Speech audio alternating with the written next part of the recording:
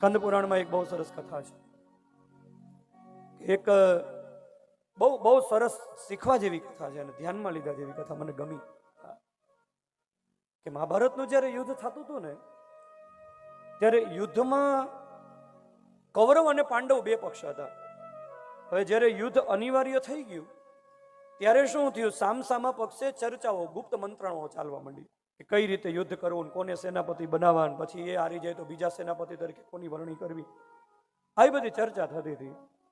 એટલે પાંડવોનો ગુપ્તચર કૌરવોની છાવણીમાં ગયો અને કૌરવોની મંત્રણા લઈને પાંડવો પાસે આવ્યો. યુધિષ્ઠિર ને દ્વારિકાનાથ ને અર્જુન ને ભીમસેન ને ભીમસેનનો પુત્ર ઘટોત્કચ ને બધા બેઠા હતા. ત્યાં આવીને ઓલા ગુપ્તચરે યુધિષ્ઠિરને એમ કીધું કે મહારાજ, કૌરવોની છાવણીમાં એવી ચર્ચા ચાલતી હતી કે કૃપાચાર્યજી એમ કહેતા હતા કે જો તમે મને કૌરવોનો સેનાપતિ બનાવશો તો હું 1 મહિનામાં યુદ્ધ જીતી જઈશ. એટલે પછી કે દ્રોણાચાર્ય એમ કહેતા હતા કે મને જો સેનાપતિ બનાવો તો 15 દિવસમાં યુદ્ધ જીતી જઈશ. અશ્વત્થામાં એમ કહેતો હતો કે મને સેનાપતિ બનાવો તો 10 દિવસમાં યુદ્ધ જીતી જઈશ. કર્ણ એમ કહેતો હતો કે મને સેનાપતિ બનાવો તો 6 દિવસમાં યુદ્ધ જીતી જઈશ. આવી બધી ચર્ચા ચાલતી હતી. આ વાત સાંભળીને યુધિષ્ઠિર ચિંતામાં મુકાઈ ગયા કે આવા મોટા મોટા યોદ્ધાઓ કૌરવ પક્ષમાં છે, હવે થશે શું? એટલે અર્જુનજીએ યુધિષ્ઠિરને કીધું, મોટા ભાઈ, આવી બધી ચર્ચાઓ સાંભળી અને તમારે આવી ચિંતા કરવાની જરૂર નથી, કારણ કે યુદ્ધ સંબંધી વિજય અને પરાજય એની અગાઉથી નિર્ણય લેવો એ કોઈ કામનો નથી. એ કઈ રીતે નક્કી થઈ શકે કોણ ક્યારે યુદ્ધ જીતશે? એ તો આપણું સામર્થ્ય એટલું છે, તમે શું કામ ચિંતા? યુધિષ્ઠિર કે મને બહુ ચિંતા થઈ કે આવા મોટા મોટા સેનાપતિઓ છે તો આપણે યુદ્ધ કઈ રીતે જીતવું? આપણે યુદ્ધ મૂકી દઈએ, શરણે વયા જાય. અર્જુનજી વિચાર કર્યો કે મોટા ભાઈ હાવ નર્વસ થઈ જશે, યુદ્ધ અનિવાર્ય થઈ ગયું છે, હવે કરવું શું? એટલે અર્જુનજીએ યુધિષ્ઠિરને આશ્વાસન આપવા માટે એમ કીધું કે મોટા ભાઈ તમે ચિંતા કરો માં, મને સેનાપતિ બનાવો ને એટલે હું 1 દિવસમાં યુદ્ધ જીતી જાઉં. એટલે આશ્વાસન આપવા માટે એમ કીધું. અર્જુનજી એમ કીધું ને કે 1 દિવસમાં યુદ્ધ હું જીતી જઈશ. એટલે આ સભામાં ભીમસેનનો પુત્ર ઘટોત્કચ અને ઘટોત્કચનો પુત્ર બર્બરિક એ બેઠો હતો. અને બર્બરિક આ વાત સાંભળીને એકદમ હસવા માંડ્યો. એટલે બર્બરિકનું હાસ્ય જોઈને અર્જુનજીએ બર્બરિકને કીધું, બેટા તને શું તારા દાદાના સામર્થ્ય પર શંકા છે? તને શું એમ છે કે હું યુદ્ધ નહીં જીતી શકું એટલે તું આવી રીતે હસે છે? એટલે કે નાના દાદાજી, મને જરાય શંકા નથી, તમે એટલા સામર્થ્યવાન છો, તમે યુદ્ધ 1 દિવસમાં જીતી શકો, તો તને હસવું શેનું આવે છે? એટલે બર્બરિક કે મને હસવું એનું આવે છે કે કૌરવો જેમાં સામાન્ય યોદ્ધાઓને જીતવા માટે આખા દિવસની જરૂર પડે. બધા એ બર્બરિકને સામું જોવા માંડ્યા કે તો એ કે મને સેનાપતિ બનાવો ને એટલે હું 1 મુહૂર્તમાં, એટલે કે 1 કલાકમાં હું યુદ્ધ જીતી જાઉં. બધા આશ્ચર્યમાં મુકાઈ ગયા કે શું વાત છે? ભગવાન દ્વારિકાનાથને ખબર હતી કે આ બર્બરિક એટલો બળવાન છે કે જો એ ધારે તો એ પોતાની માયાના પ્રતાપે, કારણ કે સિદ્ધાંબિકાનો ભક્ત હતો, એ માયાના પ્રતાપે 1 કલાકમાં યુદ્ધ જીતી જાય.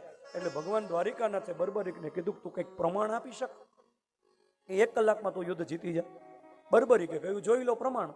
માયાવી હતો બર્બરિક, માથામાંથી તીર કાઢ્યું અને ન્યા પાંડવોની છાવણીમાંથી બહાર આવી અને કૌરવોની છાવણી તરફ તીર ફેંક્યું એટલે આકાશમાંથી લાલ રંગની ભસ્મ વરસવા માંડી. તીર પાછું આવી ગયું અને પછી ભગવાન દ્વારિકાનાથને બર્બરિકે સભામાં કીધું કે આ લાલ રંગની ભસ્મ વરસાવીને મેં જોઈ લીધું કે કૌરવોમાં કયા યોદ્ધાને શરીરમાં કયા સ્થાન ઉપર તીર મારવાથી મરે એમ છે. એટલે હવે મારે 1 કલાકની જરૂર ન પડે, 1 ઘડી જોઈએ, એટલે 24 મિનિટમાં યુદ્ધ જીતી જઈશ. બધા આશ્ચર્યમાં મુકાઈ ગયા. પાંડવોના છાવણીમાં એકદમ ઉત્સાહનું વાતાવરણ ભરાઈ ગયું.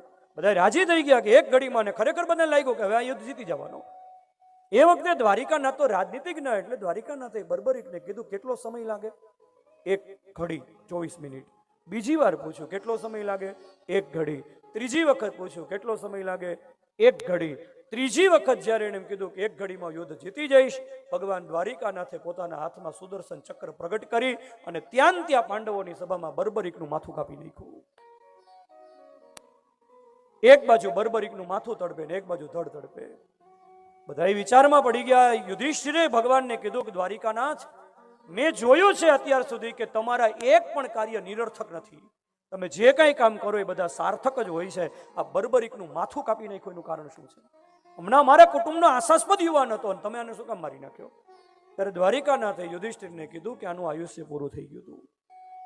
એમ તો ભગવાને પછી એ વખતે કથા કીધી કે જ્યારે પૃથ્વી ઉપર રાક્ષસો અતિશય વધી ગયા અને બ્રહ્માદિ દેવતાઓ પૃથ્વી રૂપી ગાય રૂપી પૃથ્વીને લઈને મારી પાસે પ્રાર્થના કરવા આવતા હતા, ત્યારે આ બર્બરીક છે ને એ પૂર્વજન્મમાં સૂર્યવર્ચા નામનો યક્ષ હતો.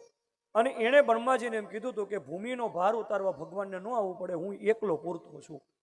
ત્યારે બ્રહ્માજી એને શ્રાપ દીધો હતો કે જ્યારે પૃથ્વીનો ભાર ઉતારવાનો સમય આવે ને તે દિવસે તારું માથું કપાઈ જશે. એટલે બ્રહ્માનો શ્રાપ તો સત્ય કરવો પડે એટલે એનું માથું કપાઈ ગયું. પણ એ વખતે બર્બરીકનું માથું તડપતું હતું અને સિદ્ધાંબિકાનો ભક્ત હતો, એટલે અંત સમયે સિદ્ધાંબિકા માતાજી પ્રગટ થઈ છે અને બર્બરીકના માથામાં અમૃતનું સિંચન કરે છે. ધડ તો મળી ગયું પણ માથું જીવે છે. ભગવાન બર્બરીકને પૂછે છે, કઈ ઈચ્છા ખરી? બર્બરીક કે એક ઈચ્છા છે. શું? મહાભારતનું યુદ્ધ લડવું હતું પણ લડી તો ન શક્યો, પણ હવે યુદ્ધ જોવું છે. ભગવાન બર્બરીકના માથાને એક ટેકરા ઉપર ફેંકી દે છે. અત્યારે પણ બર્બરીકનું માથું પૂજાય છે. તમને ખબર છે, રાજસ્થાનની અમુક રાષ્ટ્ર દેશોની અમુક રાજ્યોની એવી પરંપરા છે, ખાટુ શ્યામની પૂજા કરે. એ ખાટુ શ્યામ છે ને એ બર્બરીકનું મસ્તક છે. તો હવે બર્બરીકે કીધું કે મારે યુદ્ધ જીવવું જોવું છે. એટલે ભગવાને એને ટેકરા ઉપર મસ્તકને મૂકી દીધું અને પછી તો યુદ્ધ ચાલ્યું. 18 દિવસ સુધી યુદ્ધ ચાલ્યું. યુદ્ધ પૂરું થઈ ગયું. યુદ્ધની સમાપ્તિમાં બધી પાંડવો યુદ્ધ જીતી ગયા. એટલે યુદ્ધની સમાપ્તિમાં યુદ્ધના વિજયનો યશ બધાને જોતો હતો. યુધિષ્ઠિર કે હું યુદ્ધ જીત્યો, ભીમસેન કે હું યુદ્ધ જીત્યો, અર્જુન કે હું યુદ્ધ જીત્યો. બધાય પોતપોતાના યુદ્ધ જીતવાના વિજયનો યશ બધાય લેતા હતા. ત્યારે ભગવાન દ્વારિકાનાથ મનમાં હસે. ભગવાન કે હાલો ને એક કામ કરો, આપણે બર્બરીકને પૂછીએ કે આ 5 પાંડવોમાં યુદ્ધનો યશ કોને આપવો. એટલે બર્બરીકના માથા પાસે ભગવાન પાંડવોને લઈને આવે છે. એટલે યુધિષ્ઠિર કહે છે, બેટા તે યુદ્ધ જોયું, તું બરાબર નિર્ણય આપી શકશ, કારણ કે તે બીજું કઈ કામ નથી કર્યું, તે ખાલી યુદ્ધ જોયું છે. તો તે બરાબર માર્કિંગ કર્યું હશે, તો તું કહી દે કે આ યુદ્ધનો યશ યુધિષ્ઠિરને જાય, અર્જુનને જાય, ભીમસેન કે સહદેવ કે નકુલ. અને ત્યારે દ્વારિકાનાથે જ્યારે પૂછ્યું ત્યારે બર્બરીકે યુધિષ્ઠિરને કીધું કે દાદાજી તમે મને માફ કરજો, પણ મેં બહુ યુદ્ધનું બરાબર માર્કિંગ કર્યું છે. અને હું તમને કહી દઉં કે તમે જો બધા એમ કહેતા હોય કે આ યુદ્ધ અમે જીત્યા, પણ યુદ્ધ દરમિયાન પાંડવોના એક પણ સૈનિકમાં મને પાંડવ કે સૈનિક નથી દેખાણા. પાંડવોના સૈન્યના દરેક યોદ્ધામાં મને દ્વારિકાનાથ શ્રી કૃષ્ણનું દર્શન થયું છે. એટલે યુદ્ધ કોઈ નથી જીત્યું, યુદ્ધ કૃષ્ણ જીત્યા છે.